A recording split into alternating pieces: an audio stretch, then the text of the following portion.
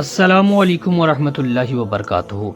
आज की इस वीडियो में हम ये जानेंगे कि जुमा की नमाज औरतें पढ़ सकती हैं या नहीं, और साथ ही साथ ये भी जानेंगे कि जुमा की नमाज किन लोगों पर फ़र्ज नहीं है, और ये भी जानेंगे कि अगर औरतें जुमा की नमाज पढ़ेंगी तो उनकी क्या सूरत होगी, वो किस तरह जुमा की नमाज पढ़ेंगी। जिस तरह मर्द हजरात जुमा की नमाज पढ़ने के लिए मस्जिद जाती हैं, क्या औरतें भी जुमा की नमाज पढ़ने के लिए मस्जिद जाएंगी। इसी तरीके से कुछ मेरी माँ और बहनों का ये सवालात रहता है कि अगर औरतें जुमा की नमाज नहीं पढ़ेंगी तो क्या वो गुनाहगार होंगी। तो वीडियो को शुरू करने से पहले मैं आपसे छोटी सी गुजारिश करूंगा कि आप लोग चैनल को सब्सक्राइब जरूर कीजिएगा और बेल आइकन को भी प्रेस कर दीजिएगा ताकि हमारी आने वाली वीडियो की नोटिफिकेशन आप तक पहुंच जाए। और वीडियो को शेयर करना ना भूलें, क्योंकि अगर आपकी शेयरिंग की वजह से किसी की भी नमाज दुरुस्त हो गई तो ये आपके हमारे बख्शिश का जरिया हो जाएगा। नबी करीम सल्लल्लाहु अलैहि वसल्लम का फरमान है, तुम में बेहतर वो है जो कुरान को सीखे और सिखाए। इसका मतलब यही है कि अगर आपके पास कोई इल्म हो तो दूसरों तक जरूर पहुंचाएं।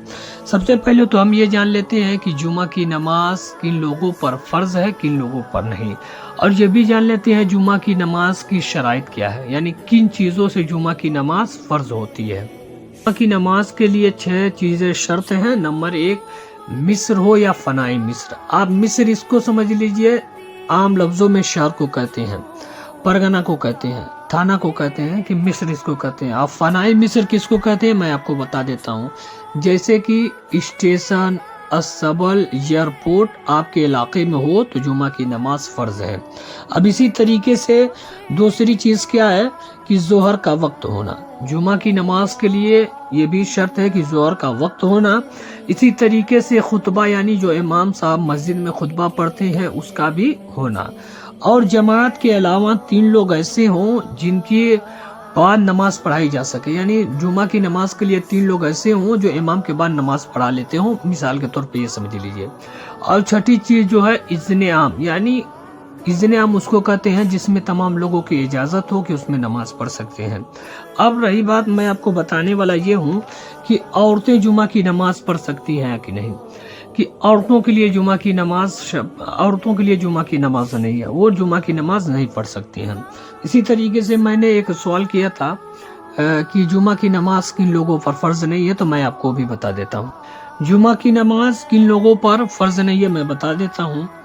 जुमा की नमाज गुलाम, नंबर 1 गुलाम पर, नंबर 2 मुसाफिर पर, नंबर 3 बच्चा पर, नंबर 4 औरत पर, और नंबर 5 बीमार आदमी पर। अब इसमें ये आ गया कि जुमा की नमाज किन लोगों पे फ़र्ज नहीं, तो इसमें औरत भी आ गया। हाँ, एक बात और ध्यान रखें कि ज़हन में ये रखें, नमाज के लिए जमात शर्त है। औरतें जमात से नमाज नहीं पढ़ सकती हैं।